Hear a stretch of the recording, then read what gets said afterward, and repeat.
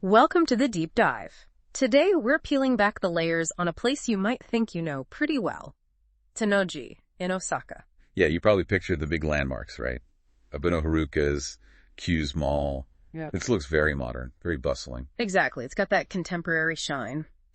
But what we want to get into today is, well, what lies beneath that surface? Because it's just packed with history. We're talking dramatic battles, ancient legends, even some really poignant wartime stories, and of course, some amazing local spots that most tourists just walk right past. That's our mission for this deep dive, uncovering those hidden layers. We want to explore how this buzzing urban center is basically sitting on top of centuries of really extraordinary history. It's almost like you can feel the echoes, once you start looking. Okay, so let's start with maybe the most dramatic chapter.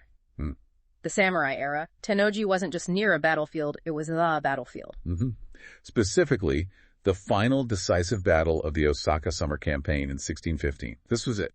The end of the Warring States period, basically. And the landscape itself played a huge role, like Chausuyama Hill. Now it's part of Tennōji Park, pretty peaceful, got some historical markers. Right, but back then, hugely strategic. Tokugawa Ieyasu himself set up his headquarters there during the winter campaign. And then, incredibly, for the summer campaign, it was the base for the other side's legendary hero, Sanada Yukimura. Yeah. It's kind of wild to think about that switch, and now you stand there, maybe looking towards Tsutenkaku Tower nearby. That juxtaposition is really something, isn't it? History and modern life right next to each other. Now, Sanada Yukimura, his story here is pure legend. Yeah. His whole focus was taking down Tokugawa Ieyasu. His plan for the summer campaign was incredibly bold, like really audacious. Coordinated attacks, ambushes, a desperate charge right at Ieyasu's command post. And it almost worked. It really did. Yeah. But things went wrong. Toyotomi Hideyoshi, whose support was crucial, showed up way too late. Oh, okay. And apparently someone launched a general attack too early, throwing off the whole coordinated timing. Just bad luck, maybe. Wow. And his final moments were at Enkyu's shrine, right? A small place, but significant. Very. And the statue there, it's powerful. He's seated, sword set aside. It's not surrender. It's exhaustion. You feel it. Yeah.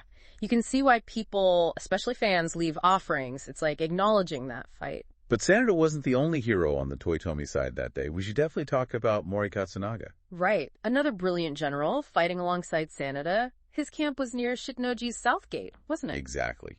Shows how central he was to the attack plan. And sources say he was incredibly brave, actually broke through Tokugawa's lines, got all the way to Ieyasu's main camp. But he gets overshadowed by Sanada's fame. Totally. History does that sometimes. Yeah. Katsunaga was fiercely loyal to the Toyotomi, and he ultimately performed seppuku, ritual suicide, after the defeat. A really intense story. It really is. Okay, so from the battlefield, let's shift gears a bit. Let's talk legends and, well, maybe even some ghosts. Okay. Isshinji Temple is a good place to start. It's closely linked to the battle, but it has this really unique story. Ah, the god of sobering up, Honda Tadafumi. That's the one. He was a Tokugawa vanguard, died bravely. But the backstory is that Ieyasu had publicly shamed him for heavy drinking during the winter campaign. Ouch. Yeah. But his supposed dying words were something like, "Visit my grave, and you'll come to hate alcohol." And people took him seriously. His grave became this pilgrimage site for people wanting to quit drinking. Or for their families hoping they'll quit. Yeah. It's fascinating how that evolved. And if you visit Isshinji, those big Neo-Guardian statues at the gate, really impressive. You can't miss them. Also at Isshinji, there's that story about the pine tree, right? The one that saved Ieyasu. Oh, yeah. The legend goes Sanada spotted Ieyasu under this specific pine. He charges. And suddenly, poof, the tree emits this dense fog, hiding Ieyasu, letting him escape. A miracle tree. Or maybe just a very convenient fog bank that day. Exactly. It adds that element of, like, divine intervention or just plain luck for the Tokugawa side. Yeah. Legends love that stuff. They really do. Okay, now let's go even further back, way back. Shitennōji Temple. Oh, definitely. This place is ancient. Founded by Prince Shōtoku in 593 AD. That's Asuka period. Super old, one of Japan's oldest temples. And the founding legend itself is pretty epic. Something about heavenly kings and a spider monster. Yeah, the 4 heavenly kings appeared to the prince, guided him, Then he apparently had to tame this giant spider creature using Buddhist chanting before he could build the temple. Wow, okay, that's quite the origin story. And architecturally, it's special too, right? It is. It preserves the Shitennōji-style Garon layout, a really old, specific temple design from the Asuka period. You can still see it today. And for visitors, any hidden gems there? For sure. Check out the Taishiichi Market if you're there on the 21st of the month. It's like stepping back into an ancient festival. And people believe touching the stone turtles in the turtle pond brings long life or cures illness. Fun. Little bits of local belief. Now let's swing back to Enkyū Shrine. We mentioned Sanada, but Hideyoshi had a connection too. Yes. The one-night castle of the Ichiyado. Legend has it, back in 1582, Hideyoshi needed a fortress now. So near the shrine, he supposedly rallied villagers, maybe even some helpful ghosts, and threw up this makeshift fort literally overnight. Seriously, overnight? That's the story.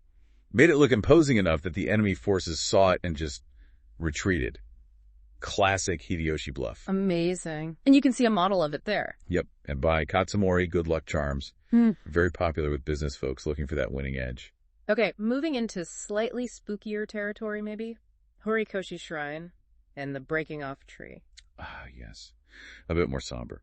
This comes from an Edo period legend about Okiku, a merchant's daughter. What happened? Well, the story goes she cursed this tree after some tragic events involving her fiancé. Then she disappeared, and he died.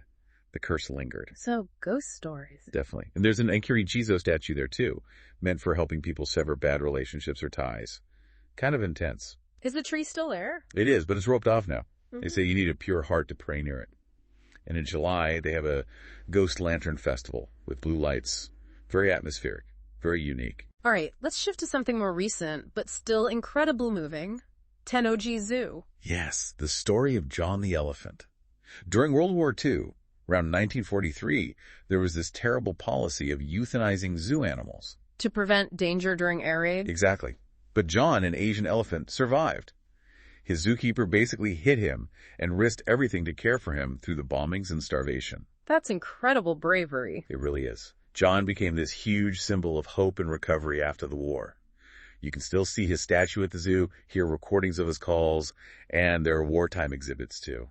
Very powerful. And that wartime devastation hit Shitennōji Temple hard too, didn't it? The Great Ōsaka Air Raid in 1945. Oh, terribly. March 1945. Much of the area was destroyed.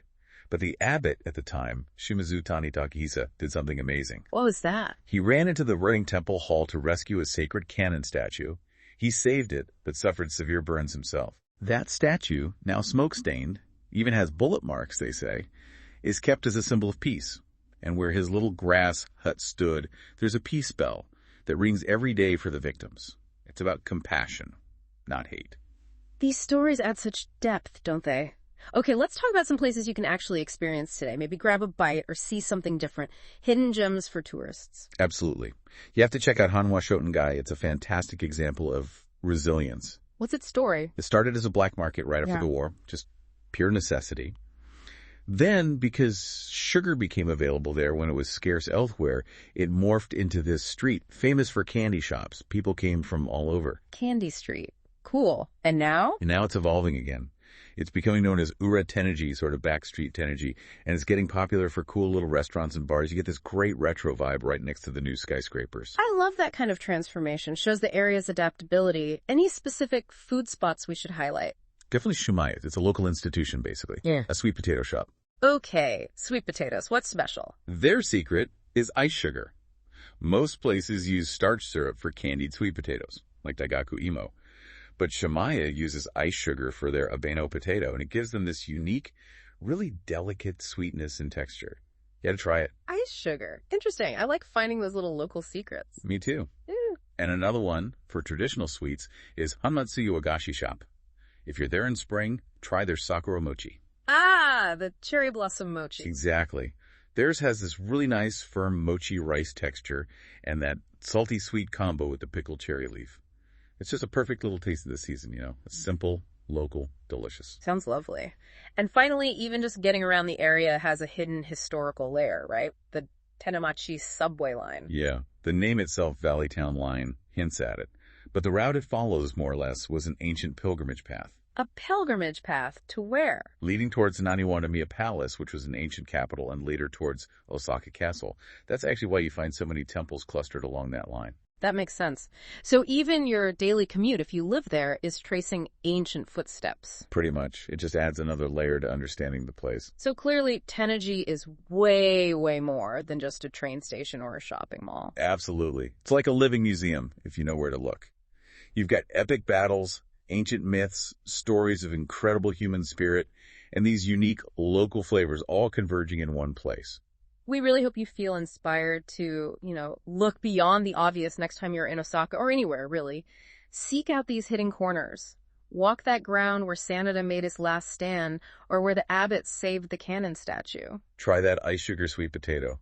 Connect with the real pulse of the place. It really offers such a richer experience, and maybe it leaves you thinking. What hidden histories are waiting just under the surface in the places you walk through every day? Sometimes the most amazing stories aren't in the big museums, but in those quiet side streets or overlooked buildings, just waiting to be noticed.